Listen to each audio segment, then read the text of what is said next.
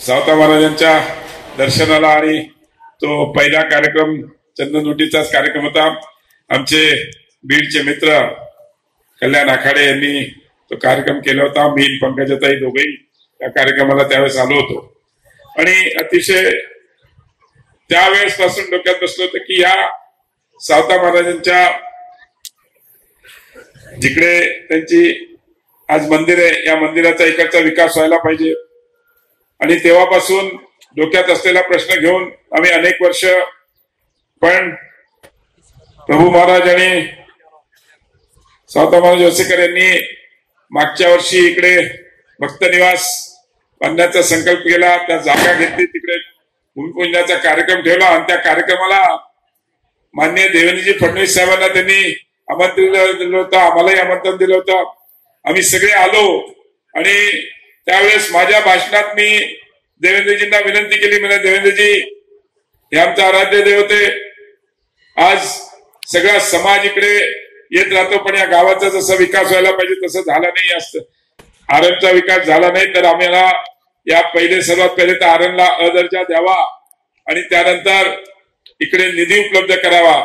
तर त्यांच्या समारोपाच्या भाषणात त्यांनी जाहीर केलं आणि आता की मी 100 कोटी याला देतो आणि अदर्जाचा या गावाला या आरणला अदर्जा जाहीर केलं त्यांनी. आणि आपलं नशीब बघा, गोरे भाऊच पालकमंत्री आहेत आता. त्याच्यामुळे तो आराखडा आता ते पाठपुरावा करतायत. कलेक्टरशी त्यांनी अनेक मीटिंग केल्या, मी त्यांच्या मागे आहे आणि तेही त्याच्यामध्ये आवर्जून पूर्ण लक्ष घालून. आणि आता प्रभू महाराजांनी सांगितलं, प्रभू महाराज पैशाची काळजी करू नका, आम्ही 2 मंत्री पाहिजे तेवढा निधी आणू, काळजी करू नका. तुम्ही गोरादेवीचा उल्लेख केला, काळजी करू नका, त्याच्यापेक्षा जास्त लागले तरी पैसे, कुठल्याही पैशाची कमी पडणार नाही आणि आरणचा विकास चांगला झाल्याशिवाय राहणार नाही. आणि गोरे साहेबांच्या पाठीमागे मी पण खंबीरपणे उभा आहे. गोरे साहेब स्वतःच इतके चतुर मंत्री आहेत, एकदम सगळा पाठपुरावा. आता नायगावचा पण जो प्रस्ताव आहे तो पण प्रस्ताव मान्य गोरे साहेबांनी ज्यावेळेस 3 तारखेला आम्ही सगळे गेलो होतो, मान्य मुख्यमंत्री होते, उपमुख्यमंत्री होते, सगळे होते, त्यावेळेस त्यांनी ती जाहीर केलं होतं. आणि सातारा जिल्ह्याचे ते आमदार असल्यामुळे त्यांनी पाठपुरावा करून 3 महिन्यात तो ठराव मंजूर करून 145 कोटी रुपये तिकडच्या ह्याच्यासाठी मंजूर केलेले. आणि नायगावमध्ये आई सावित्रीबाई फुलेंचं चांगलं स्मारक होणार आहे आणि मुलींसाठी शिक्षणासाठी चांगली सोय होणार आहे. अशा अनेक गोष्टी आमच्या सरकारने, मी राजकीय भाषण करणार नाही, पाटील नाराज होते, पण मी आपल्याला सांगतो, आरणचा विषय असो, नायगावचा विषय असो आणि सर्वात महत्वाचा, अनेक वर्षापासून आमचे नेते भुजबळ साहेब प्रयत्न करत होते की भिडेवाड्याचा प्रश्न मार्गी लागला पाहिजे. पण मी तुम्हाला सांगतो, मी मंत्री झाल्यावर ओबीसी खात्याचा मला अनेक लोक पुण्यात गेले की भेटायचे, पण मी त्याच्यामध्ये माननीय मुख्यमंत्र्यांची चर्चा, म्हणजे तत्कालीन त्यावेळेस उपमुख्यमंत्री होते देवेंद्रजी, त्यांच्याशी चर्चा केली. आणि त्यावेळेस जी कोर्टात केस चालू होती त्या कोर्टासाठी चांगला वकील दिला, त्याचं सरकारने पैसे दिले.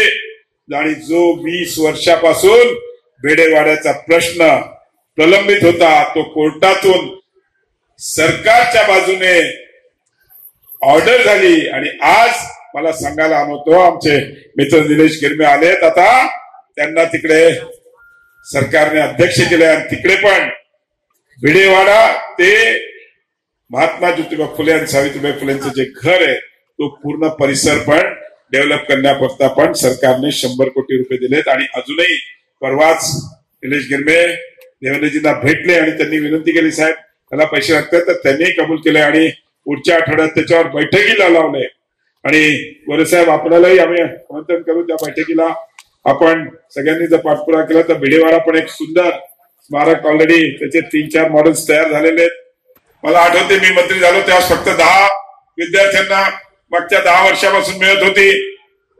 मी मंत्री झाल्यावर मी तत्कालीन त्यावेळेसचे मुख्यमंत्री एकनाथ शिंदे साहेब आणि उपमुख्यमंत्री देवेंद्र फडणवीस साहेब यांच्याकडे म्हटलं, साहेब ओबीसी समाजात 56% आणि आज 10 विद्यार्थी फक्त. मला आठवते तत्कालीन मुख्यमंत्री एकनाथ शिंदे साहेबांनी आणि देवेंद्र फडणवीस साहेबांनी पहिल्या वर्षी 25 केले, दुसऱ्या वर्षी 50 केले आणि मागच्या वर्षीपासून आपण 75 विद्यार्थ्यांना परदेशी शिष्यवृत्ती देत आहोत आणि यावर्षी आपण तो 100 करणार आहोत, ज्या माध्यमातून ओबीसी समाजातील होतकरू विद्यार्थ्यांना परदेशी. आणि त्याला कॅप होता पूर्वी 20 लाखाचा, तोही आम्ही काढला. आता आम्ही 40 लाखापर्यंत परदेशी शिष्यवृत्ती वर्षाला 40 लाख रुपयाच्या हिशोबाने आज 3 वर्षापर्यंतची शिष्यवृत्ती आम्ही सगळ्या विद्यार्थ्यांना देतो.